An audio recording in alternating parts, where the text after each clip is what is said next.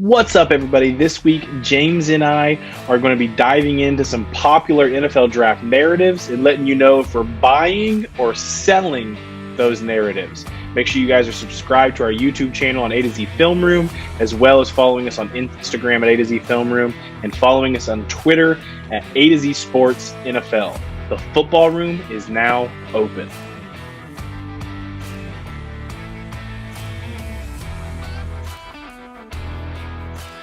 Welcome back, everybody. The football room is now open. My name is Destin Adams. I'm a Colts beat reporter and NFL draft analyst at A to Z Sports.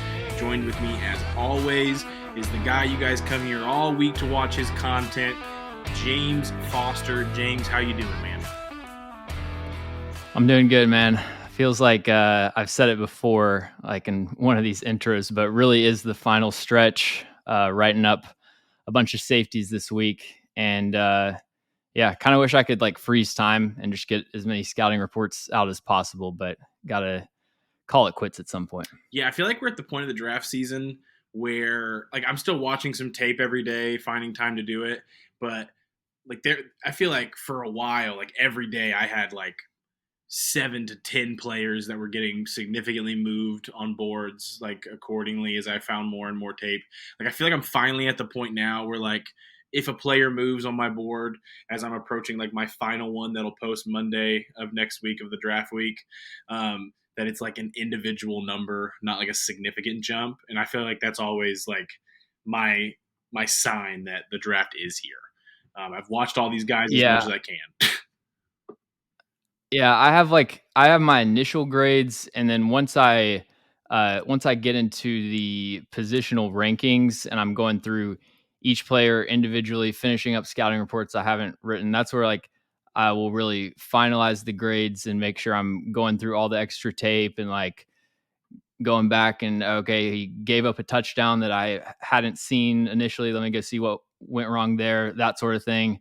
Um, you're getting like a big thing that I do is I try to not read other people's scouting reports, but once the beast comes out, I'll go through and just read the last line to see the injury history.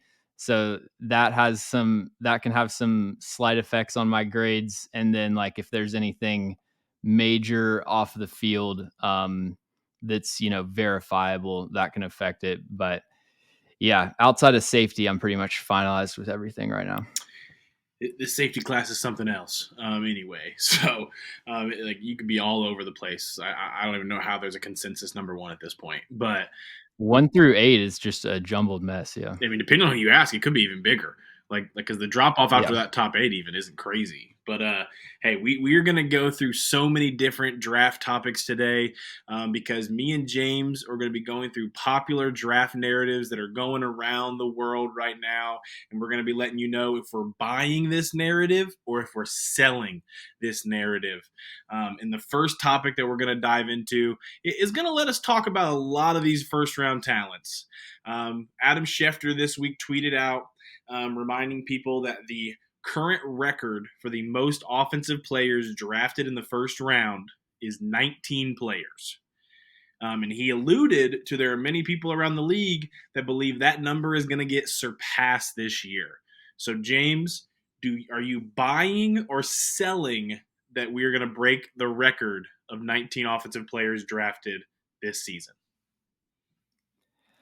I am buying it. So I went through and looked at the offensive players and kind of marked who I think is a lock to go in the first round. It's probably not great podcasting for me to just read off all those guys, but the obvious characters, from Caleb Williams down to like Troy Fautanu, Brian Thomas. I think that Graham Barton, I would consider a lock. I think that Marius Mims is maybe a soft lock. There could be like some injury stuff there. But I think there's 16 offensive players that are that I would consider locks to go in the first round, and we can apply some margin for error. Say that there's one surprising fall and go with 15. So you would really need like you would need 5 other players to sneak into the first round 5 other offensive players. So that's guys like Jackson Powers Johnson, Tyler Guyton, A.D. Mitchell, Lad McConkey, Keon Coleman, Jordan Morgan, Xavier Worthy. There seems to be some buzz that Michael Penix could go to the Raiders. To me, that seems like last week before the draft, false information, but could potentially happen. You've got like Troy Franklin, Kingsley Suamatea, Xavier Leggett. Um, I just think that there's a lot of options, potential guys to fill out the rest of those 4 or 5 spots. And looking at team needs, I also think it's kind of slanted towards the offensive side of the ball. Yeah, so this is an interesting topic. I thought about this when I saw the first tweet, and then as we were preparing for this show, just going through it, I went to the other side of the ball to look at locks of guys that I'd be shocked if they fell out of round 1 at this point. I went with the top 3 edge rushers. I feel pretty confident saying all 3 of them are going to hear their name in the first round. So that's Dallas Turner, Leatu Latu, and Jared Verse. I think the top 2 defensive tackles. I know that you'll see the occasional mock where Johnny Newton falls out, but I'd be really shocked at this point if you saw either of Byron Murphy II or Johnny Newton out of Illinois falling out of round 1. So that's 5 players. And I have a hard time seeing any of the top 5 corners getting out because I think the drop from those top 5 to the next is pretty significant. So I think those 5 players, Terrion Arnold out of Alabama, Cooper DeJean out of Iowa, Nate Wiggins out of Clemson, Kool-Aid McKinstry out of Alabama, and Quinyon Mitchell. Those aren't my rankings of those top 5 players by any means, just listing off the guys here. So just using those names, I'm at 10 defensive players. All I have to do to get to the record not breaking is 12 defenders, 13 defenders. 13 defenders. 19 offensive players drafted, 13 defenders would get us to the 32 mark. So I would need 3 more defenders. I didn't list a guy like Darius Robinson, who's gotten a lot of hype to go in round 1. I listed him off just because I think he's still a fringe guy. Some of these higher upside edge rushers, like a Chop Robinson, we'll talk about a little bit later as well. But I feel like he's a guy to watch that could slide in there. I think Mike Sainstrill out of Michigan is a guy that I think could go in round 1. So if all I need is 3 extra guys to get drafted that I haven't said, I think I'm going to go that I'm selling. I just need 3 more than what I said. I feel like I like those odds of that happening, even if it's a push almost and we tie the record. I feel good about my chances there. Yeah, I think the main point that I would probably disagree with a little bit is with the 5 corners, like definitely Quinyon Mitchell, Terrion Arnold, I see as locks to go in the first round. I think Cooper DeJean is probably a soft lock. Like I think I would put him in that Graham Barton tier of like most likely going to go in the first round. Nate Wiggins and Kool-Aid McKinstry, though, I wouldn't consider locks to go in the first round. I think probably one of them does, but both of them, I would bet against that. And I just think with offensive, when we look at kind of the guys on the fringe, I could just list off so many offensive players that I could easily see sneaking into the first round. With defense, there's really like 4 guys, 3 or 4 guys realistically. I don't, Sainer still I think is probably going to go second round. That would really surprise me if he went in the first. I know he seems to be kind of like a Trent McDuffie type where he's just A+ off the field and like preparation. Just anytime I hear somebody like a sources type talk about Mikey Sainer still, it's just like glowing reviews. So I think teams will like him, but I just don't know that he really has the man coverage traits to be a first rounder. So yeah, it's like Darius Robinson, Chop Robinson, Edgerrin Cooper, maybe based on the scarcity of the linebacker position. But, I don't see a first round safety, really don't see a first round linebacker.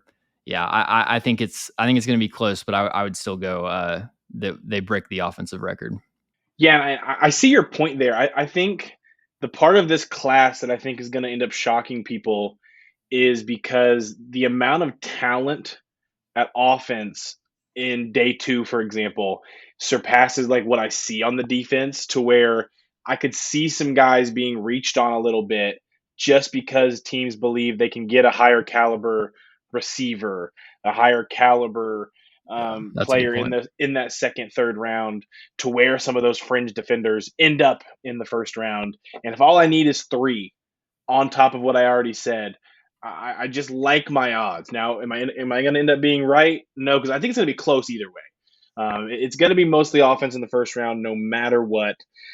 But we're going to get to go on here to our second topic, and we're going to be on the defensive side of the ball this time.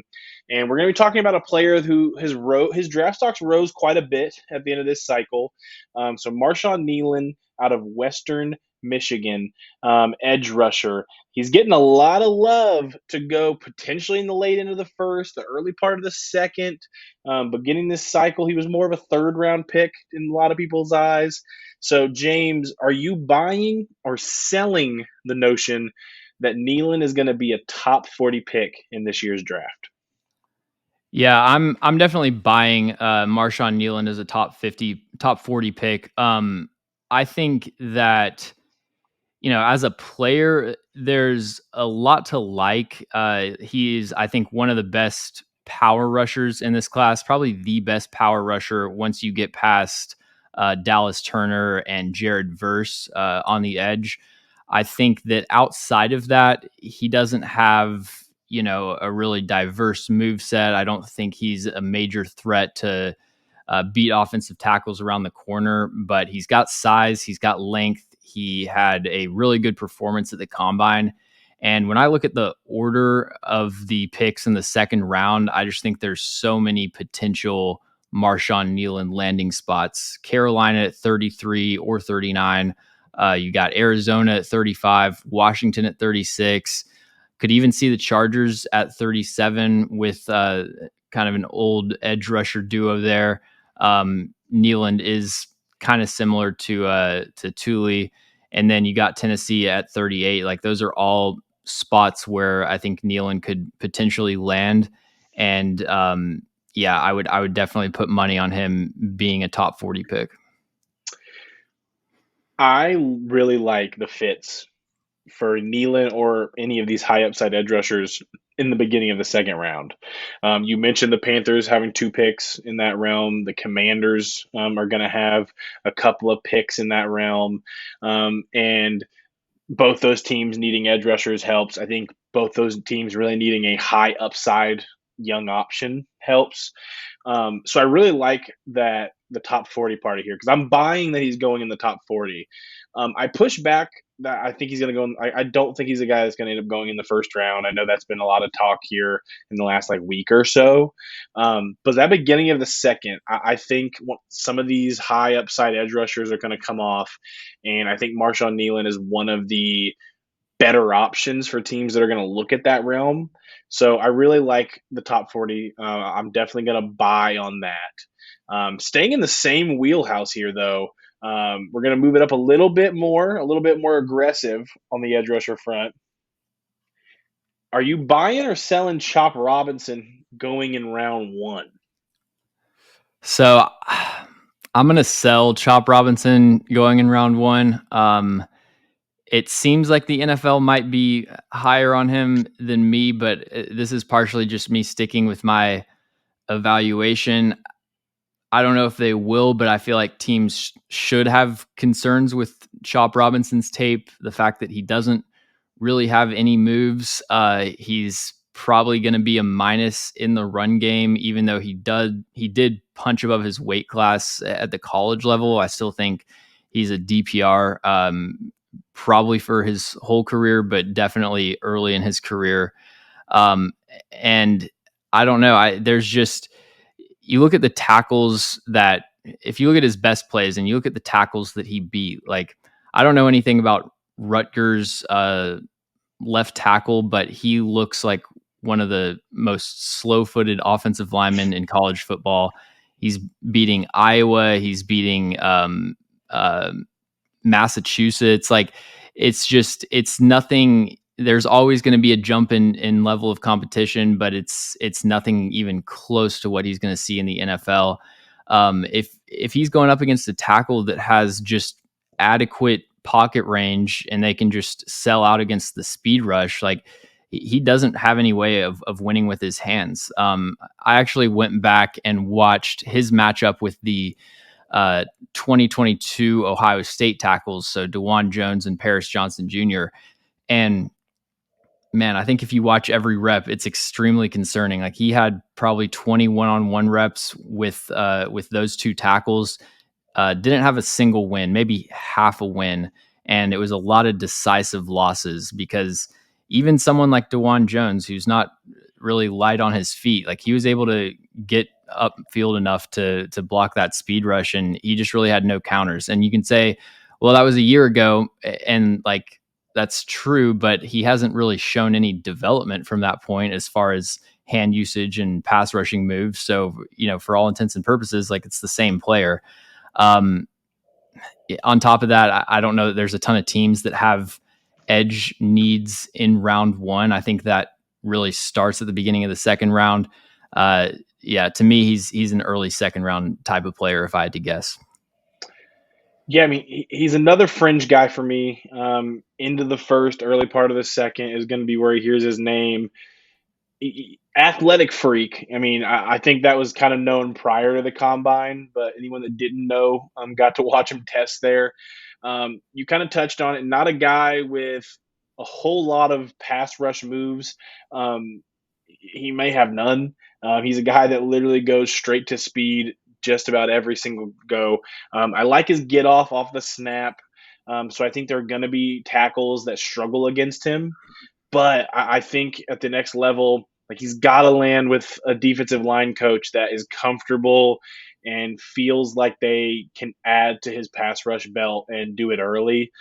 Because if you're taking an edge rusher in the first round or the early part of the second, like you're gonna want them to play. I mean, even if you have some vets there that you want him to sit behind, like you're gonna make him a decently used rotational piece. Like you're not gonna just bench him for a year. And I think a lot of tackles are just going to have his number early on because that you're not going to just win with speed in the NFL very often. Like you have to have that second, that third move when the speed doesn't work. And right now, Chop doesn't have that. I do. I say all of that, and I'm still going to buy him ending up being a first round pick. I think some of the fits at the end of the first that have needs at edge rusher do have some of those vets that he can kind of play behind that need it. I also think a team like Tampa could use some edge rusher help. And they could take that swing, but I also think a team like Tampa could go one of 7 different directions with that pick, which makes it hard to predict. But I think Chop Robinson is in a tier of his own in this class in a sense of after the top 3, depending on where you have Darius Robinson on your board. I have him listed at both because I think he'll play a little bit of both. So he's after Darius Robinson for me as an edge rusher. But I think of that high upside mold, Chop Robinson is probably the top guy that those teams are going to go after.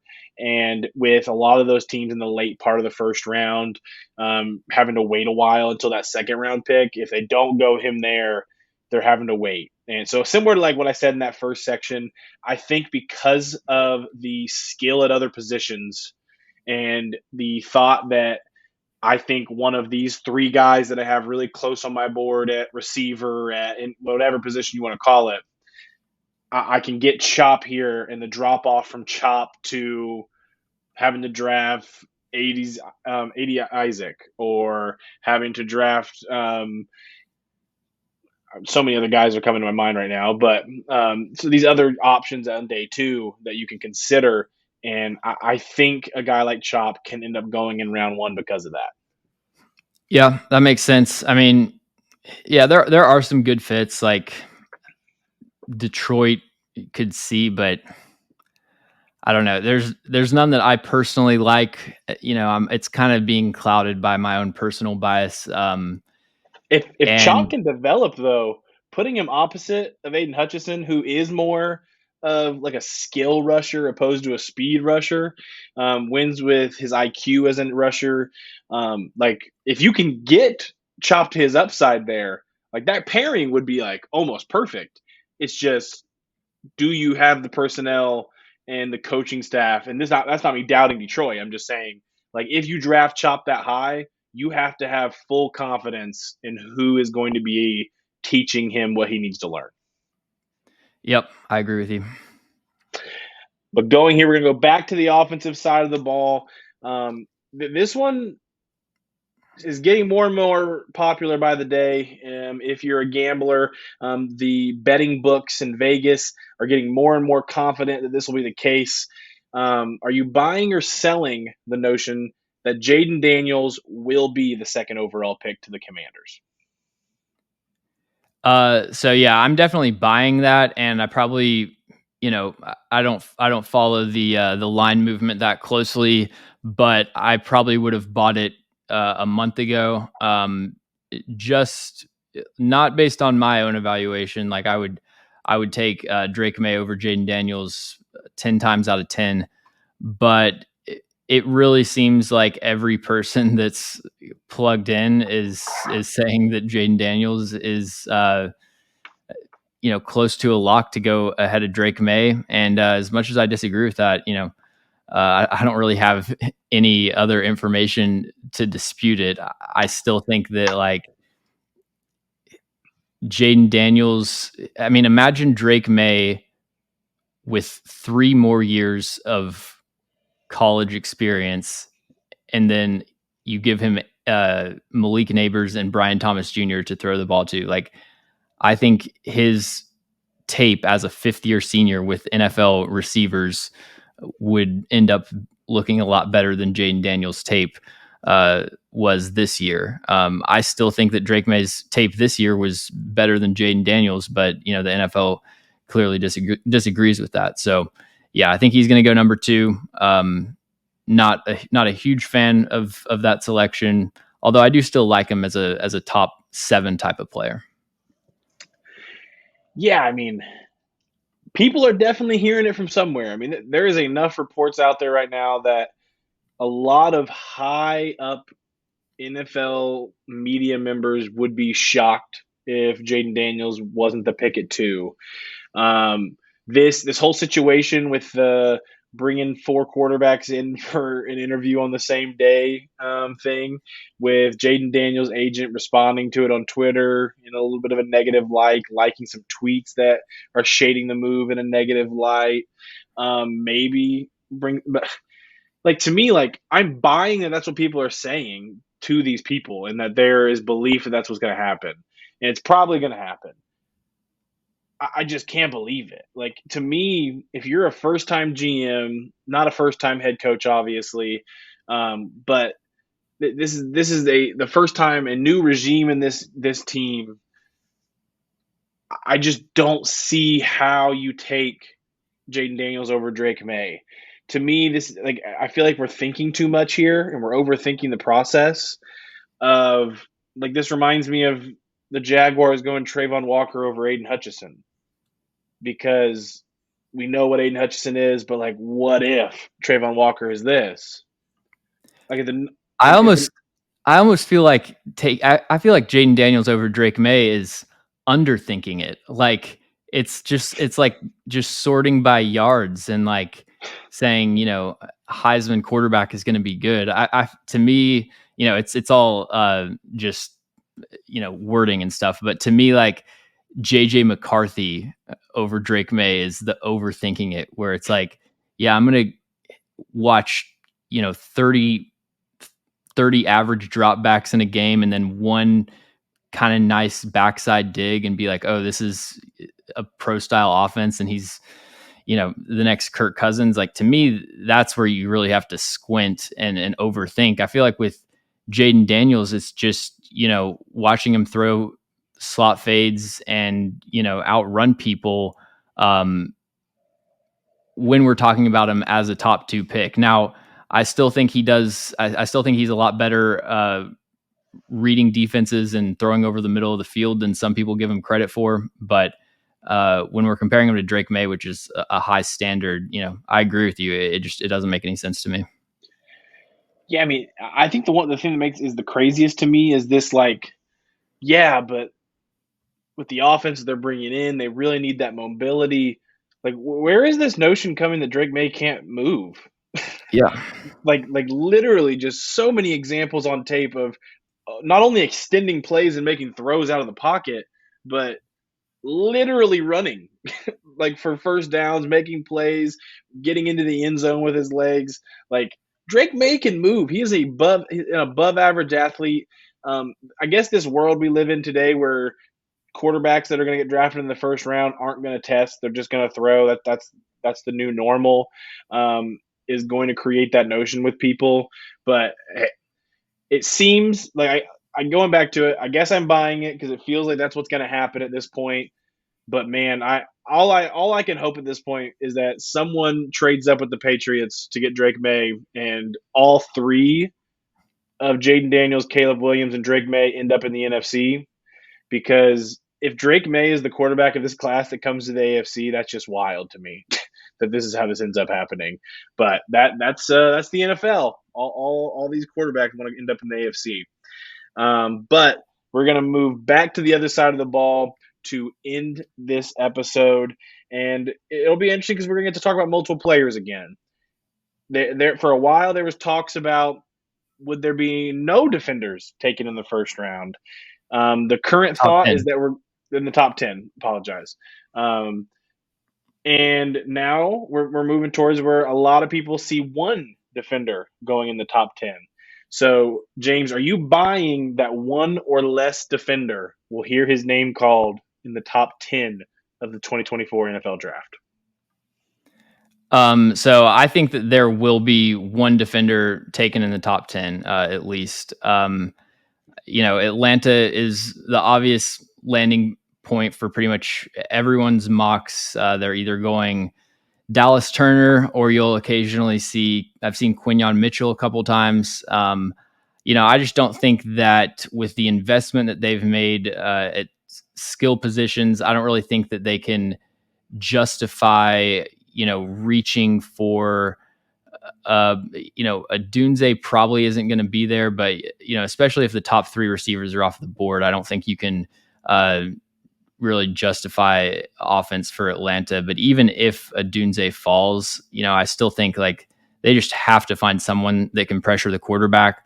Don't have a ton of confidence that I don't think it's a sure thing that Dallas Turner is going to be that. It's very boom bust to me, but he would be the option that I went with there.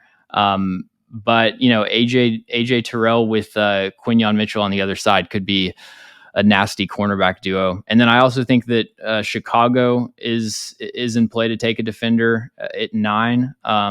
And they could also potentially trade back, and someone else could come up and take another defender. Like if you had maybe a team in the teens where they only had 2 first round grades, Jared Verse and Dallas Turner. Let's say they had bad medicals on Leatu Latu. They might consider trading up to try to secure like a first round edge rusher. I think there's a lot of scenarios where 1 or 2 defenders would go in the top 10. Yeah, I mean, I always go back and forth because I really think the NFL likes these top 3 edge rushers more than the social media element does. I have Dallas Turner as my number 1 edge rusher. I think Turner and Latu have the upside to become one of the top edge rushers when it comes to pass rush in the NFL. I think both of them have that ability on the edge. I think Jared Verse is a very well-rounded edge rusher. I think he's going to be able to impact both elements of the game on day one. I think he can affect the pass game, but I think he's going to be a really good run defender off the edge and setting the edge, which teams are still high on doing off the edge. Like there are teams that won't play you at edge rusher if you can't stop the run. To be honest, like during the Colts tenure with Yannick Ngakoue, like that was one of the reasons that marriage wasn't going to last more than 1 year is because Ngakoue just couldn't stop the run. and was just unplayable on rundowns. And if you want to be a 3-down player off the edge, like, you got to be able to impact that. So Jared Verse is valuable in that sense.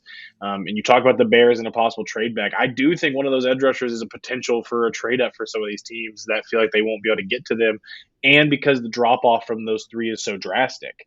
I think the corners are an interesting one as well, because this top five, while I like all of them, I think each of them have their own skill sets to where certain defensive schemes are going to value one or two of them significantly higher than the rest. So definitely in play to go there. I would say that I'm buying right now that the most likely situation is only one defender goes in the top 10. But if if it ends up that an edge rusher in a corner or two edge rushers end up going in the top 10, I would not be shocked at all. I do think some of these top end guys at those positions are NFL teams are higher on them than you would think. And you mentioned I could even see like Quinyon Mitchell, like say Atlanta goes Dallas Turner. I could see Chicago trading down and a team coming up to take Quinyon Mitchell. Cause like if you need a number one corner with true speed on the outside, I think there's going to be a lot of teams that view Terry and Arnold as a slot. Could, see having like medical weight concerns with Nate Wiggins. It's pretty easy for me to see that Quinyon Mitchell being a team's only first round grade as an outside corner. And, when you've got scarcity, that's where you start to see those trade ups.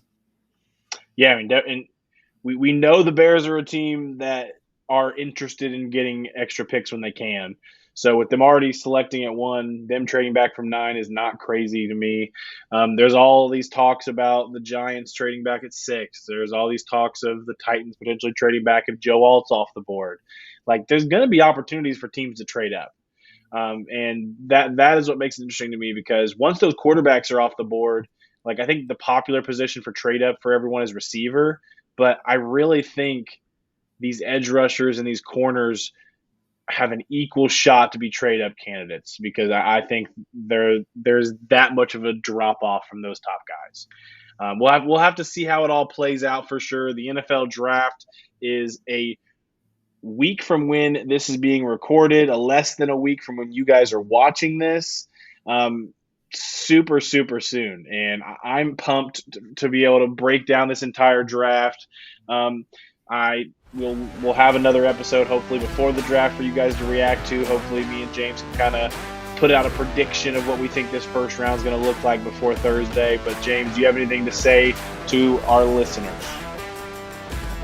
Just make sure to join me at least on this channel for the first 2 days of the draft. I'll be doing a live stream breaking down every pick, and excited to talk back and forth with everyone. Yeah, we'll definitely make sure you guys are checking that out. Make sure you guys are liking this video, drop in the comments if you are buying or selling each of those narratives that we put out there today. If you have your own narratives that you want to know if we're buying or selling, or each other are buying or selling, in the comments, drop them. We'll make sure to respond to those as we see them. But we will be back next week with the NFL draft right around the corner.